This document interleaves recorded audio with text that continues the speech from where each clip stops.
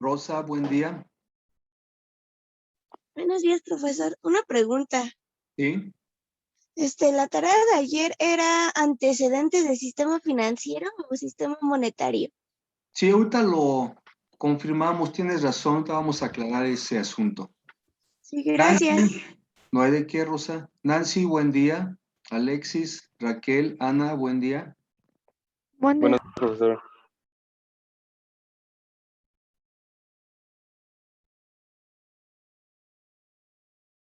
Bien, damas y caballeros, Rosa me está pidiendo aclarar lo de la tarea. Y sí, tienen razón, parece que me equivoqué el día de ayer, porque con ustedes ya habíamos dado los temas para los trabajos.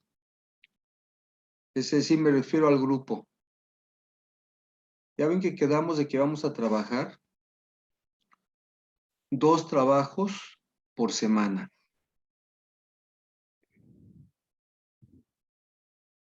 ¿No les he dado entonces esos 2 temas? Sí, profesor, Sí, es finanzas internacionales y finanzas nacionales. esos son los trabajos. 1 y 2 o 3 y 4. No, 1 y 2. 1 y 2. Entonces, me adelanté, porque ahora ayer les puse, ¿qué temas fueron? Sistema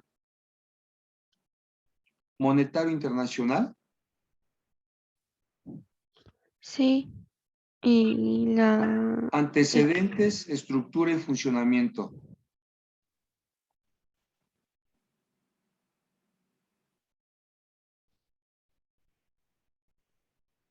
Bueno, para no errar, que es una, por parte mía, que es un error, vamos a dejar pendiente, nada más que sí vamos a aclarar hoy los temas. Bien, bien, veamos. Entonces, como tarea número 3, va a ser Sistema Monetario Internacional, perdón, trabajo número 3. Sistema Monetario Internacional. Trabajo número 4.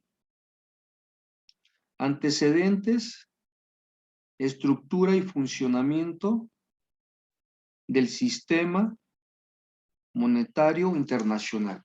Bien, ¿sí tomaron nota, damas y caballeros? Para que yo también corrija precisamente en el apartado de Classroom. ¿Todos tomaron nota? Sí, profesor. Bien, gracias. Profe, ¿a mí me lo puede repetir antes el tema 3, por favor? Sistema Monetario Internacional.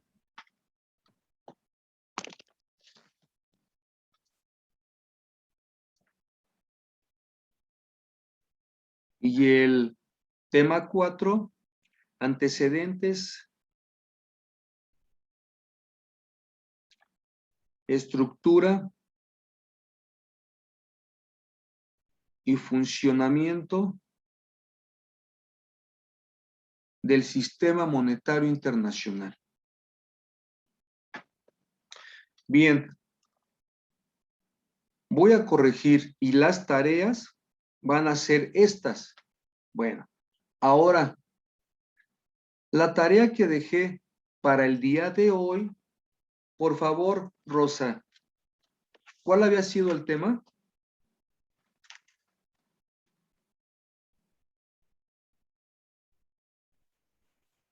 Que el día de ayer les encargué y sería tarea martes. Sí, esa era mi duda, profesor. Exacto. Entonces, para la tarea del martes, el día de ayer, ¿cuál les había yo encargado? ¿Liquidez? Sí, profe, Sí, nos dejó el profesor. concepto de liquidez. Magnífico. Entonces, esa tarea va a ser para el martes, que es ahí donde yo no hice la aclaración, ¿verdad? Bien. Tarea martes, liquidez. Liquidez monetaria. Correcto. Ya está aclarado. Luego entonces, trabájenlo para que quede eso bien definido. Lo importante es que estas tareas son para jueves y viernes, los trabajos. Y la tarea del martes queda pendiente para mañana miércoles.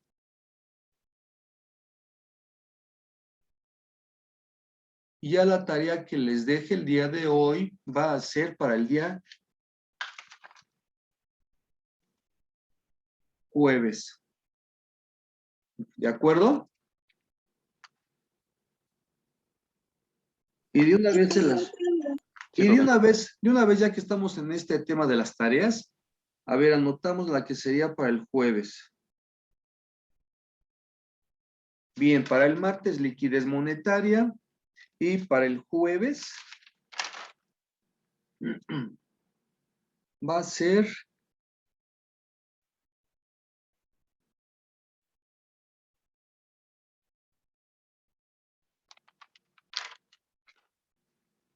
patrón oro. No, este es un tema muy extenso, ¿eh? Déjenme ver. Nada más hagan este tema nada más. Concepto, patrón oro.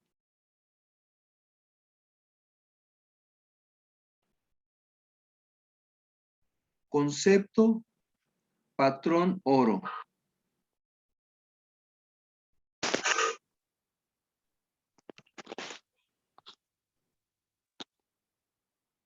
Bien, ya está. Correcto, bien. Vamos a iniciar nuestro tema.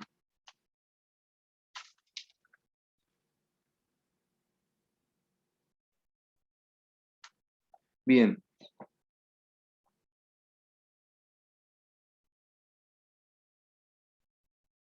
¿En qué nos quedamos el día de ayer? Estábamos viendo cómo funciona el sistema monetario internacional, que les mencioné que dentro del funcionamiento del sistema monetario internacional tenemos flotación generalizada, en donde la flotación generalizada se dan los tipos de cambio flexibles, el valor de las divisas se ajusta, en donde puede ser sin tasa fija o con tasa fija.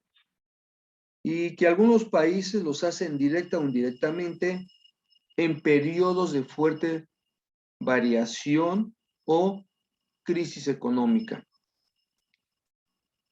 Ese fue el inciso A respecto a la flotación generalizada. Inciso B, fiduciario, que les mencionaba que las divisas no cuentan con un respaldo en metales, sino que existe una confianza en lo que es el banco emisor.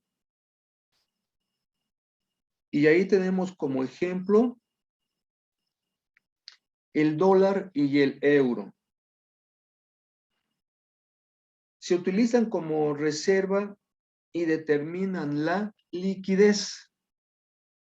Fiduciario significa en este caso que los bancos centrales al emitir la moneda, quienes emiten el dólar, Estados Unidos, y los que han establecido precisamente a través de un acuerdo internacional que es el eurodólar. Todos los que convienen comprar y vender han aceptado a través de lo que es precisamente todo el mercado financiero, porque se tiene una plena confianza. A eso se refiere el concepto fiduciario. Esto quiere decir que no tiene un respaldo ya en metales, ya en oro. Y ahorita vamos a ver las fechas en las cuales el patrón oro quedó precisamente fuera de la política del sistema monetario y financiero ya quedó fuera precisamente como respaldo. Bueno, eso lo vimos el día de ayer. Y en el inciso C, que me parece que es ahí donde me quedé, dice que son precisamente los acuerdos internacionales dentro del sistema monetario internacional de los países, lo que va a ser la normatividad internacional. Estos acuerdos internacionales tratan precisamente sobre, primero, el nivel de reserva internacional que se va a tener. Y ya vimos que, por ejemplo, puede ser en un momento dado, a través de consecuencia de un acuerdo generalizado,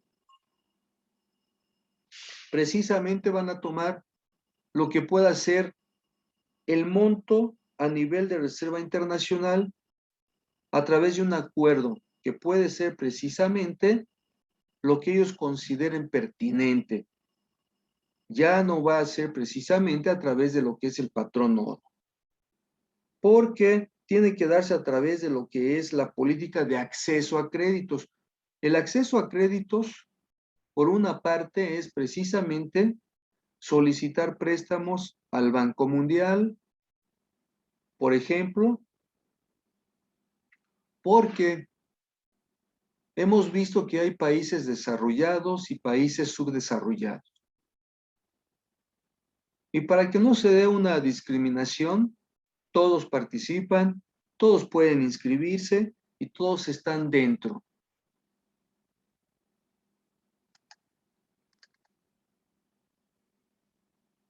Bien, entonces, también tenemos que dentro de los acuerdos internacionales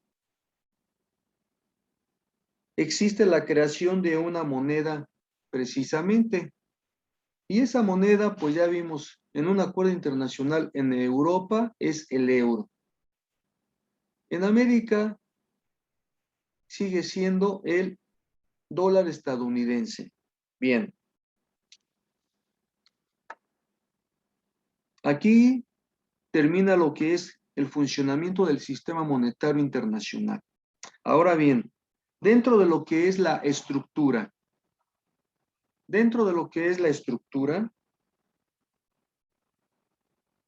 del sistema monetario internacional, ya hemos visto que son organismos, instituciones, normas, reglas, acuerdos e instrumentos, los cuales están estructurados de tal manera para facilitar las relaciones monetarias que se dan entre los países. Y todo esto es con el fin de que los cobros y los pagos se efectúen dentro de un flujo continuo, que son derivados precisamente de las transacciones o negociaciones que se dan en el ámbito internacional. El ámbito internacional obviamente es económico. Es todo esto que estamos estudiando, está dentro del campo económico. Bien. Dentro de lo que es el sistema monetario internacional, como antecedentes, vamos a mencionar que en los años 1870, es decir, me refiero en los años 1800, pero en la década de los 70, hasta 1971, existió el patrón oro. Esto del patrón oro significa que cada uno de los países habían determinado de que las reservas federales iban a respaldar el dinero circulante, que un país al emitir moneda debía por otra parte tener un respaldo. Desde luego no era al 100%, era hasta un determinado porcentaje. Esto significa que si un país determinado, por mencionarles una cantidad, tenía $1,000,000 circulando en Estados Unidos, por ejemplo, luego entonces su reserva debería de ser, digamos, en un 70% de esa cantidad. Eso era tener la reserva patrón oro, es decir, una cantidad en oro del 70% que pudiera avalar su circulante en dólares. De $100, luego entonces debería de tener 70 millones para respaldar esa cobertura. Bien, dentro de esta cobertura que respaldaban con base al patrón oro, se daba la convertibilidad equivalente. Es decir, si alguien decía, quiero convertir estos $1,000 en oro, era uno de los derechos del poseedor, quien tenía ese billete, y era precisamente el Banco Central que debería de darle cantidad en oro. Claro está que desde el punto de vista institucional y legal, así tenía que ser, pero es indiscutible que si, por ejemplo, se presentaba alguna persona, ya teníamos una normatividad o reglas secundarias que ya no era de tal manera y ya hacían que la persona que hiciera ese tipo de petición tuviese que sujetarse a toda una serie de requisitos, porque en un momento dado, ¿qué pasaría si esto se diera de común? Que las familias fueran y solicitaran lo que tuviesen en dólares, y me estoy refiriendo, por ejemplo, a las familias trabajadoras, que no tienen en un momento dado la oportunidad de atesorar el oro. Tendrían en un momento dado que recurrir de regreso para comprar lo que es canasta básica, vivienda, vestido y calzado, y sobre todo también educación.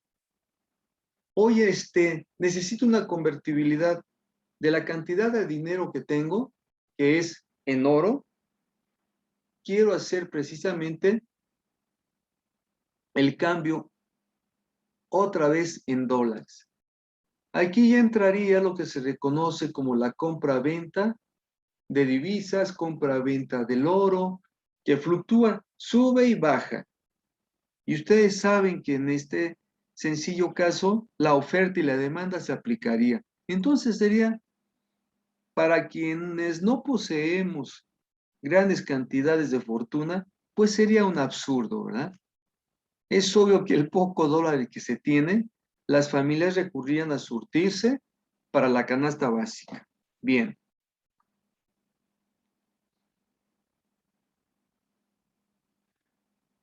Al presionar la emisión de dinero, el sistema colapsó.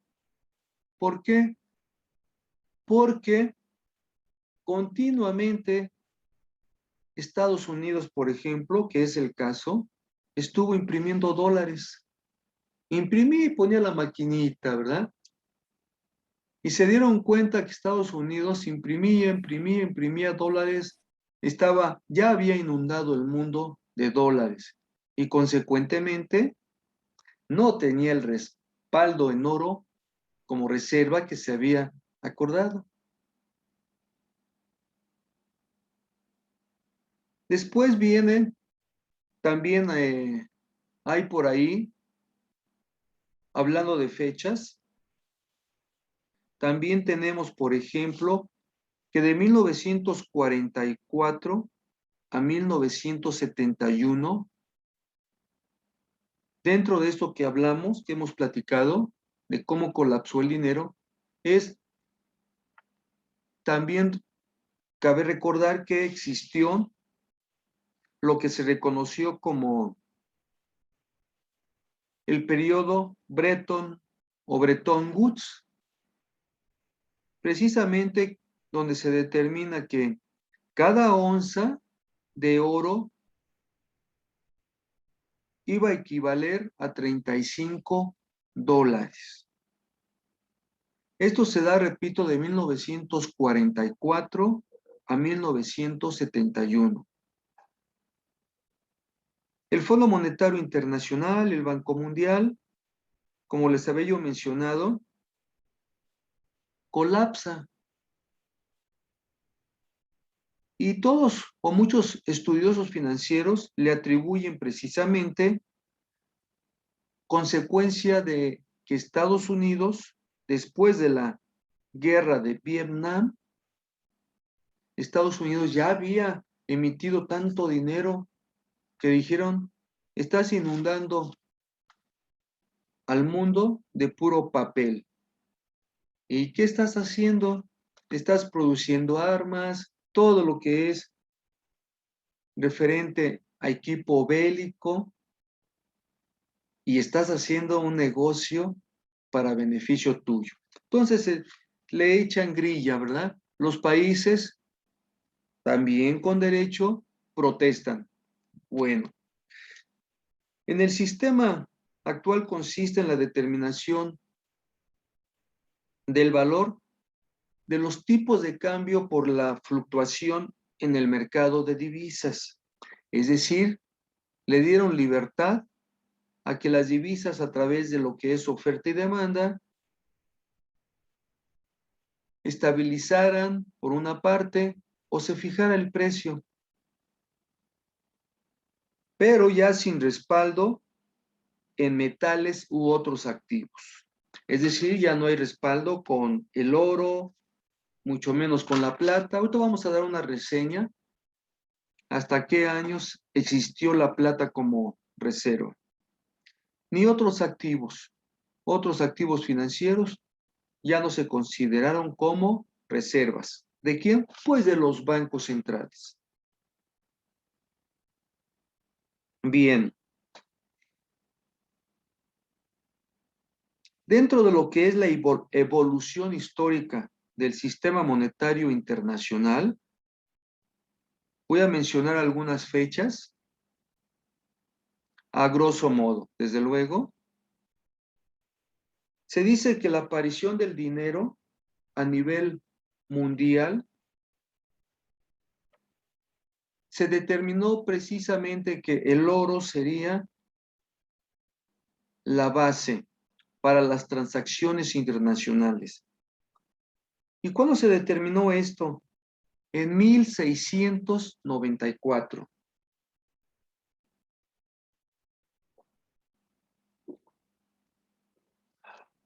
En este año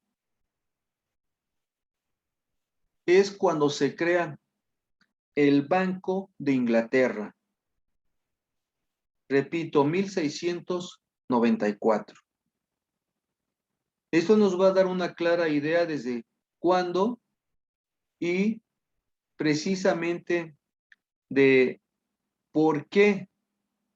En ese entonces hay que recordar que el Imperio Británico, dada su evolución monetaria, su evolución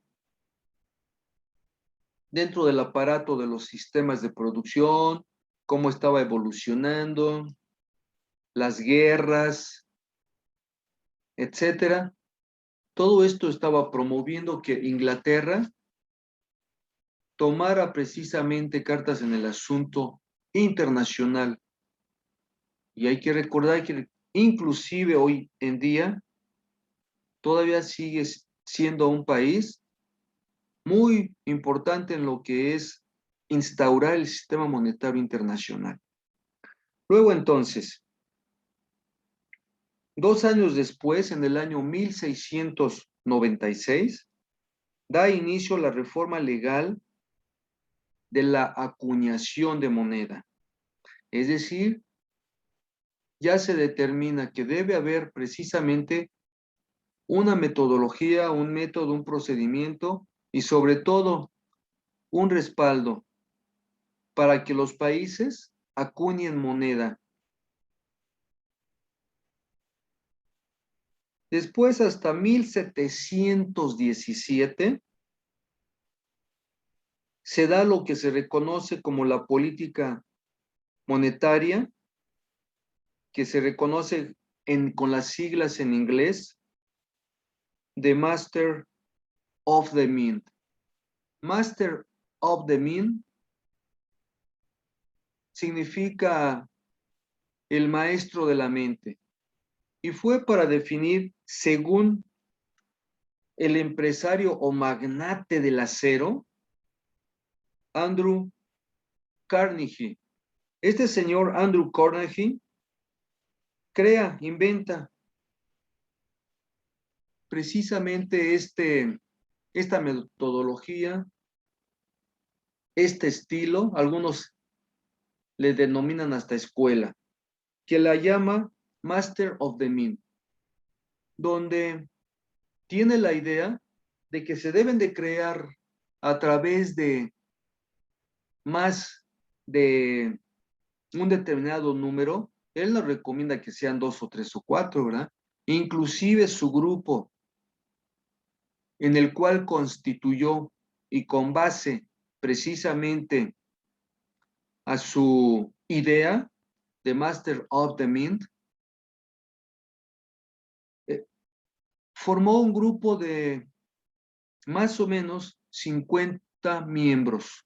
Pero dentro de esos 50 miembros, estudió, determinó y clasificó que debían de ser personas con variada y una gran índole de actividades, profesiones, personajes estudiosos en economía, sociología, psicología, en fin, personas cuyo capital humano e intelectual fuera de tal nivel para que todos estos cerebros unidos pudieran dirigir lo que era precisamente sus empresas, la explotación del acero. Y sí, efectivamente, siempre lo manifestó y dijo, el bastión de mi fortuna fue gracias al grupo formado. Ahora basta tener la información si también pudo remunerar de igual manera a todos los que participaron, ¿verdad? Imagino que sí. Bien.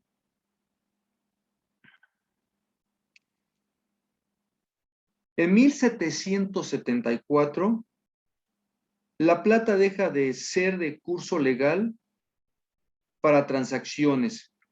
Esto significaba que antes de 1774, la plata se utilizaba precisamente como patrón de intercambio. En 1821, la plata deja de ser de curso legal para pequeñas transacciones. Fíjense, en 1821, y relacionando con México, en 1821 son expulsados los españoles, de acuerdo a la historia de México. Y ya en estos momentos, pues está dando la lucha de independencia, México está viviendo no un ambiente económico propicio, y en Europa se estaba gestando toda una evolución económica. Ahí debemos entender de por qué a México se le tiene ahorita catalogado como país en vía de desarrollo. De 1797 a 1819 se da una suspensión de la convertibilidad. Es decir, en estos años ya empieza a tambalearse el sistema de convertibilidad de lo que son los patrones de metales preciosos por lo que se reconoce como convertir moneda por metales preciosos y considerar dentro de la política financiera las reservas legales que deben permanecer en los bancos centrales, desde luego. Inclusive también en los bancos comerciales se exigía que aquellos banqueros que crearan un banco, de igual manera, debían de tener los bancos comerciales también un respaldo. ¿Por qué? Pues porque llevaban a cabo precisamente operaciones financieras y también compraban y vendían oro, también la plata. Y en 1834, Estados Unidos pasa la relación oficial oro-plata. De igual manera, es decir, ya el oro va a quedar precisamente como patrón oro. 1848 a 1851 son años muy importantes. Observen las fechas. 1848 y 1851. Vean ustedes, nada más de 1848, 49, 50 y 51. Solo en 4 años se dan de manera abierta y manifiesta que Estados Unidos, en el estado de California, tiene oro. Y en Australia está bajo la égida británica. Y ya California, recuerden ustedes, precisamente la invasión norteamericana es lo de la gesta de los niños héroes, 1847, que realmente empezó en 1846, 1847 y 1848. Y vean que en 1848, México, como haya sido históricamente, ya eso es tema que ustedes lo verán en historia, pierde, cede o le arrebatan Estados Unidos a México, precisamente se da los territorios de California. Y vean ustedes, había oro. Hasta la fecha, California sigue dando oro. Aparte de California, entra también Arizona, Nuevo México y Texas. Y todavía arriba de estos países había otros pequeños que también se perdieron. Me refiero a otros pequeños estados. Bueno, esto nos da una clara idea para que podamos deducir y formarnos criterio. Bien, ya lo verán ustedes en historia. El patrón oro,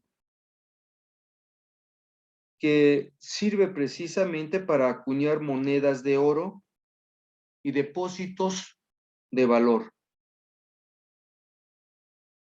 Es precisamente esa clara idea de por qué en México, todavía por los años 1900 hasta 1960, todavía había plata en las monedas de México. Había unas monedas, pesetas, yo las llegué a ver todavía de niño, de 25 centavos, eran de plata. Y hasta los años 1960, en esa década se empiezan a emitir los últimos pesos de plata, en donde ya traía más otro tipo de metales que plata, ¿verdad? Ya era menos. Y ya empiezan a suplir por metales propiamente de cobre y níquel. Y aún así, entre paréntesis, les menciono que hubo ciertas empresas que el cobre, porque eran monedas de 20 centavos, hablando de México, esas monedas de 20 centavos, había algunas empresas que la fundían las monedas de 20 centavos de cobre, porque le era más fácil y tenía acceso. Inclusive les salía más barato. Entonces las monedas de 20 centavos también se retiraron. Por ahí todavía algunos tianguis tienen las monedas de 20 centavos. Y todas, ¿verdad? Todas se consiguen.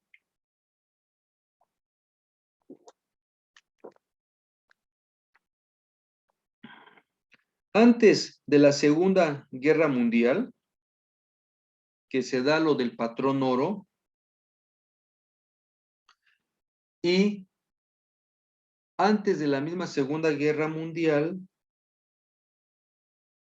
que ya empieza a haber y se empiezan a dar las crisis económicas, viene la Segunda Guerra Mundial, y precisamente el Bretton Woods, que se reúnen en New Hampshire, determinan precisamente la manera de cómo van a llevar a cabo el intercambio y la convertibilidad. Pero ya vimos que es precisamente cuando colapsa el sistema Bretton Woods en 1971. Pero mientras, de 1944,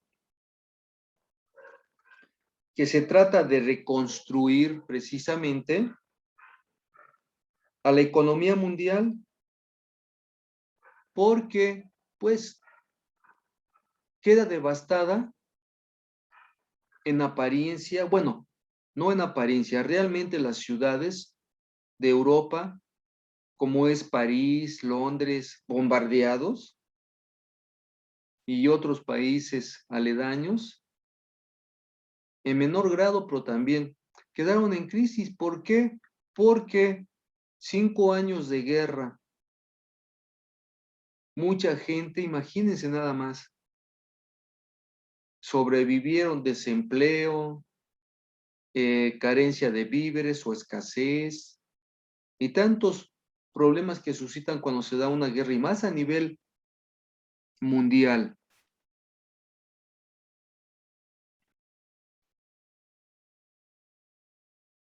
La economía mundial se encuentra en crisis, consecuencia de la guerra. Claro, los países que están negociando con la guerra, vendiendo armas, tanques, aviones, construyendo portaaviones, etcétera, es un negocio, y tarde o temprano cada uno de los países participantes, principalmente los que ganaron en la mesa de negociación, ganaron. Y los países que perdieron tuvieron que ser sujetos precisamente a resarcir los daños ocasionados, que es el caso de Alemania, es el caso de Japón. Y vean, pasaron décadas, en apariencia pagaron sus deudas, pero los millones de vidas de seres humanos, ¿dónde quedó? No importó, ¿verdad? Para ellos. Bien, la onza, repito, la onza Troy, se estipula que cada onza de oro vale $35. Precisamente es una política que impone Estados Unidos.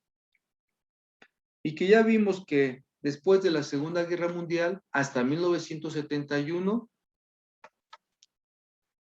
este sistema, el Bretton Woods, colapsa. Bien.